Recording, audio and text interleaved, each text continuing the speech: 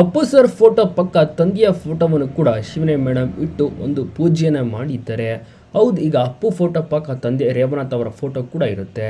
ಅದು ಅಪ್ಪು ಅವರ ಮನೆಯಲ್ಲಿ. ಅಶ್ವಿನಿ ಮೇಡಮ್ ಅವರ ತಂದೆ ಕೊನೆಯದಾಗಿ ಕಳೆದಿರುವಂಥ ಕ್ಷಣಗಳು ಇಲ್ಲಿಯೇ ಇತ್ತು. ಯಾಕೆಂದರೆ ಸದಾಶಿವನಗರದ ಮನೆಯಲ್ಲಿ ಇತ್ತೀಚೆಗೆ ವಾಸವಾಗಿದ್ದರು. ಅಪ್ಪು ಅವ್ರನ್ನ ಮನೆಯಲ್ಲ ಬಿಟ್ಟೋದ್ಮೇಲಂತೂ ಇವರ ತಂದೆ ಕೂಡ ಬಹಳಷ್ಟು ಬೇಸರವಾಗಿದ್ದರು. ಅಳಿಯಂದ್ರನ್ನ ಕಳೆದುಕೊಂಡು ಮಗಳಿಗೆ ಧೈರ್ಯವನ್ನು ತುಂಬುತ್ತಾ ಅವರ ಜೊತೆನೇ ವಾಸವಾಗಿದ್ದರು. ಆದರೆ ಏಕಾಏಕಿ ಒಂದು ರೀತಿಯಲ್ಲಿ ಘಟನೆ ಎದುರಾಗುತ್ತೆ ಅಂತ ಯಾರು ಕೂಡ ಎಕ್ಸ್ಪೆಕ್ಟ್ ಕೂಡ ಮಾಡಿರಲಿಲ್ಲ. ನಿಜಕ್ಕೂ ಬೇಸರ ತರಿಸುವಂಥ ಸುದ್ದಿ. 2 ದಿನಗಳ ಹಿಂದೆ ಏನಾಯಿತು ಅಂತ ನಿಮ್ಮೆಲ್ಲರಿಗೂ ಕೂಡ ಗೊತ್ತು. ನಿನ್ನೆ ತಾನೇ ಅಂತ್ಯಕ್ರಿಯೆ ನೆರವೇರಿದೆ. ಅಶ್ವಿನಿ ಮೇಡಮ್ಗೆ ಆಘಾತದ ಮೇಲೆ ಆಘಾತ ಎದುರಾಗುತ್ತಿದೆ. ಇನ್ನೇನು ಒಂದು ವಾರ ಕಳೆದರೆ ಅಪ್ಪು ಅವರು ನಮ್ಮನ್ನೆಲ್ಲ ಬಿಟ್ಟೋಗಿ 4 ತಿಂಗಳಾಗುತ್ತೆ. ಅಷ್ಟರಲ್ಲೇ ತಂದೆಯನ್ನು ಕಳೆದುಕೊಂಡ್ಬಿಟ್ರು. ಇನ್ನು 4ನೇ ತಿಂಗಳ ಪುಣ್ಯತಿಥಿ ಅಪ್ಪು ಅವರದ್ದು ಮಾಡಬೇಕಾಗಿದೆ. ಜೊತೆಗೆ ತಂದೆಯ ತಿಥಿಯನ್ನು ಕೂಡ ಮಾಡಬೇಕು.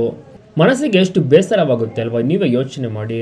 ಪಾಪ ಯಾಕೆ ಆ ದೇವರು ಇಷ್ಟರ ಮಟ್ಟಿಗೆ ಇವರಿಗೆ ನೋವಿನ ಮೇಲೆ ನೋವು ಕೊಡ್ತಿದ್ದಾನೋ ಗೊತ್ತಿಲ್ಲ. ಅವರಿಗೆ 87 ವರ್ಷ ವಯಸ್ಸಾಗಿತ್ತು.